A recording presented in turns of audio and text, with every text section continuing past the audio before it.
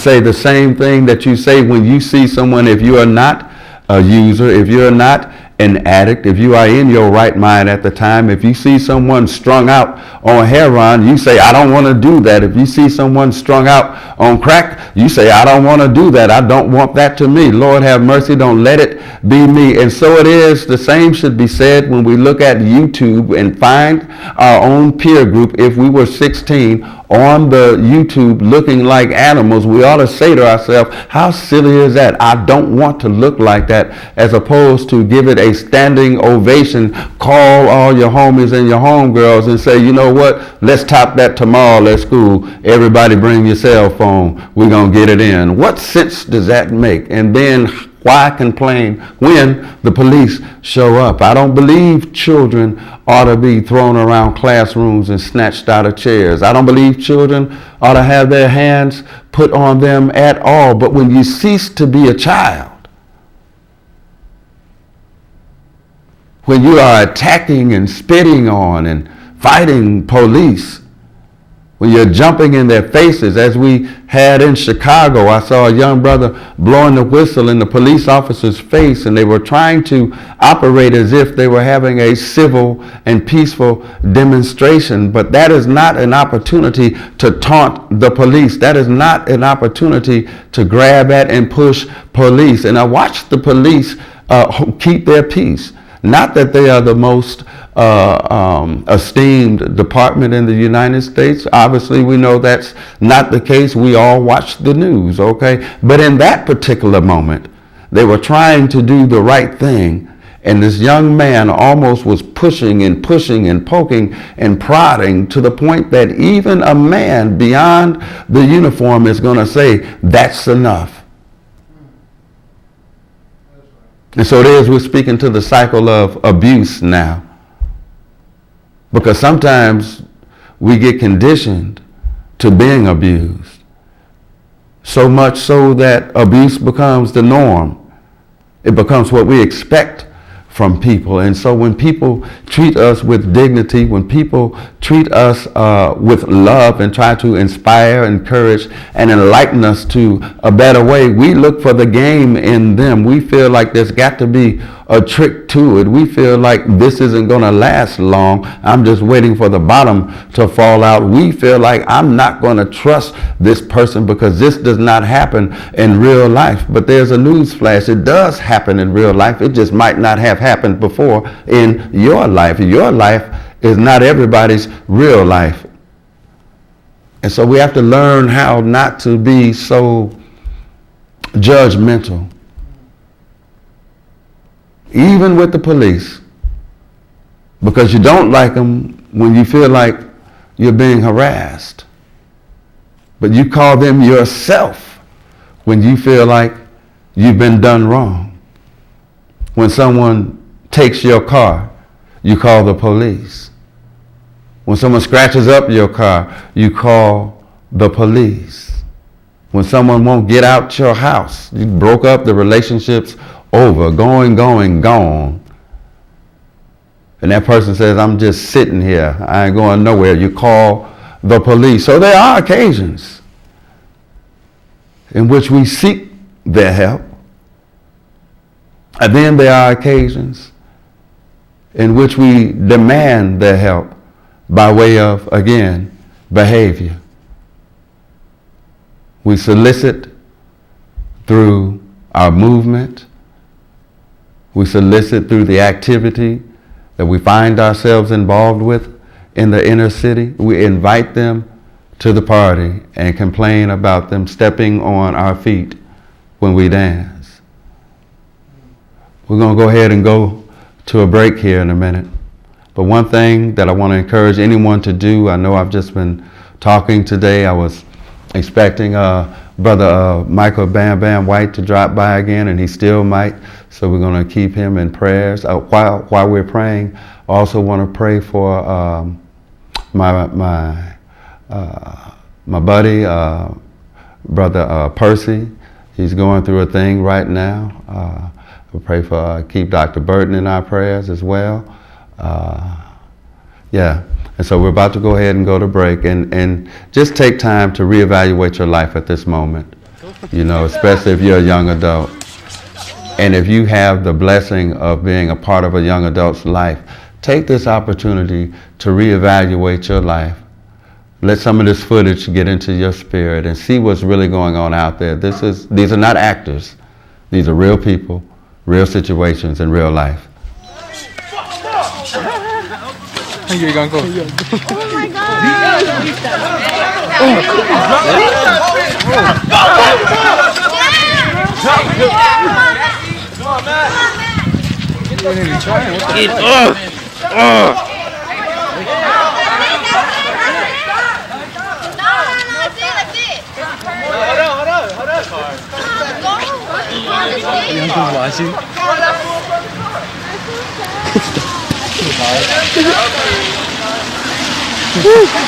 Oh my God!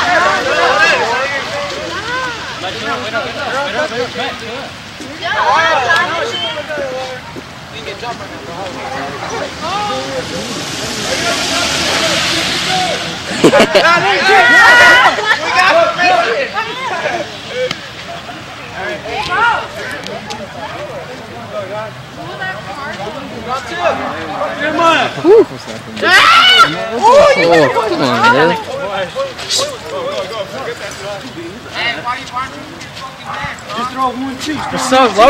1-2.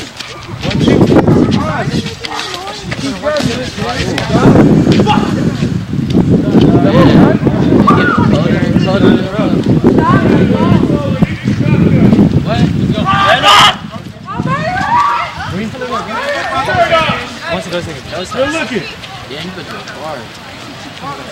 What's up, bro?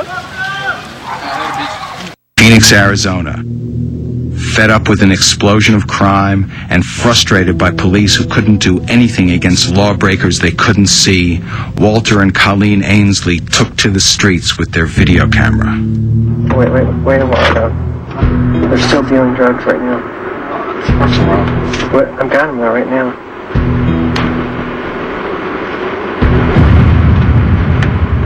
My first reaction to filming someone was, if they look over here, we're dead.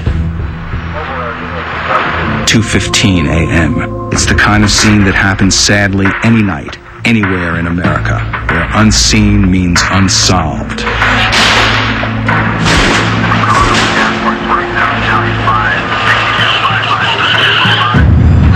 A gas station, a car, a gun.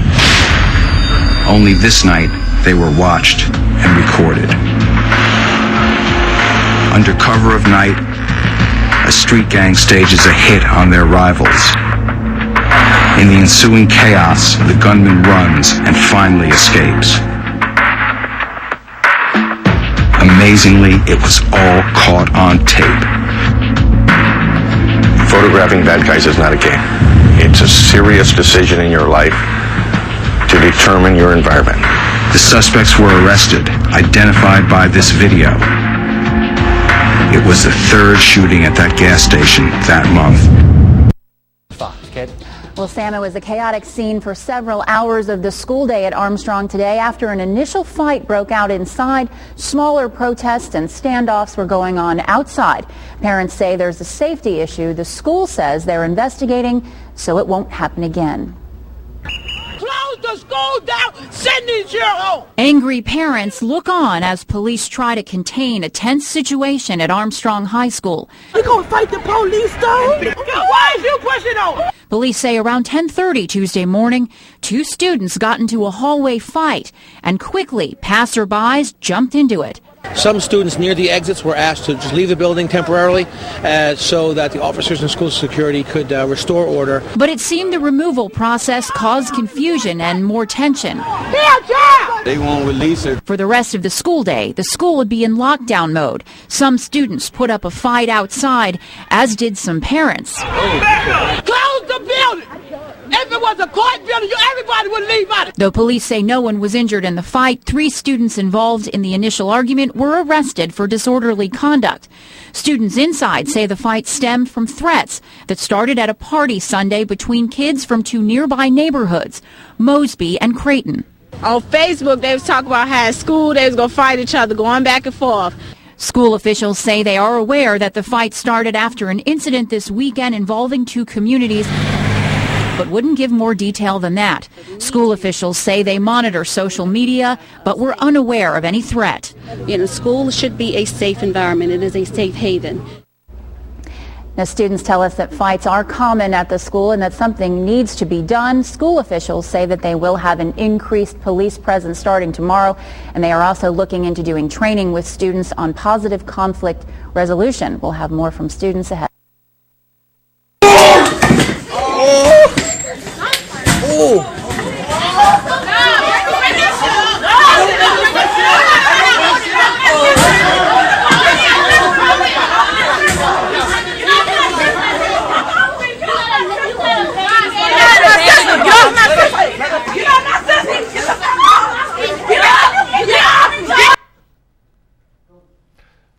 Hey, welcome back to the Urban Serengeti. I'm your host, the Reverend Darnell Carruthers. Today we've been talking about behavior patterns that prompt and promote the police presence in the communities, especially of those belonging to persons of color. One thing that we need to do, we talked about the young folk fighting in classrooms and fighting in the streets. We talked about fighting on Facebook and on YouTube and how that's glorified. We talked about being gang related and where that life leads you. We talked about the long-term effects of that lifestyle and the penitentiary or either the graveyard being the ultimate end. And so as we discussed those things, we made several charges unto ourselves in a communal sense on this broadcast. And another thing that I would suggest that we consider thinking about as adults as well as the younger generation is the reimagining of ourselves. I mean, there's time where generational cycles are broken and they're no longer intergenerational. Somebody has to break the cycle. If no one else went to college in your family, you be the one to go. If no one is doing legitimate work in the house to bring in some change, then you be the one to do that. If no one is going to church, you be the one. Be the spark that ignites the flame. And the gang, you be the one to say, you know what, this isn't cool. On the neighborhood, on the block, you be the one to say, leave that old lady alone. Leave that senior alone. Leave that child alone. Stop bullying in the classroom. You be the one to speak up, because someone has spoken up for all of us at some point, and we stand on the shoulders of people, Martin Luther King being one. We stand on the shoulders of people who have stood up for us, that we might have an opportunity to have a better life and not relive the painful experiences of the civil rights movement, not relive the painful experiences of police brutality and hostility. So the playing field was at least more level than it had been. And though the progress we're making is moderate, we're still making some progress. I cannot say that we have not accomplished anything. So we all stand as beneficiaries of someone else's belief in us. And so it is to the parents out there. Our children need to be the beneficiaries of our belief in them. And we should consider them gifts that God has given us stewardship over.